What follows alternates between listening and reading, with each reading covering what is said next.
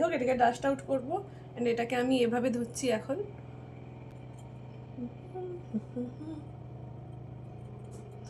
So এর আগের একটা ভিডিওতে একটা বোন কমেন্ট করেছিল যে তুমি আইব্রোটা যে ড্র করলে সেটা তো কোথায় দেখালে না। বিশ্বাস করো ওই দিন আমার কী হয়েছিল, আমার যে ভিডিওটা যে অফ করা আছে আমি নিজেও দেখিনি, আইব্রো ড্র করা হয়ে গেছে, বক বকও করছি, তারপর কথা বলতে বলতে যখন তাকাই দেখি না এখানে অফ করা আছে।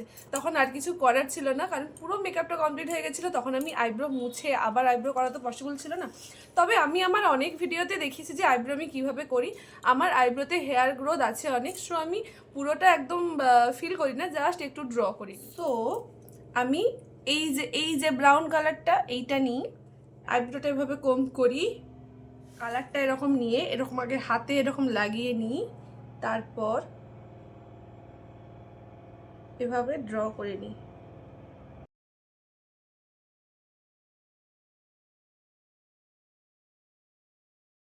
হয়ে গেল, ব্যাস।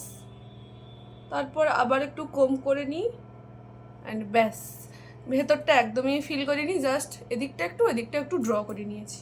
সো আমি একটা ব্রাউন কালার নিলাম।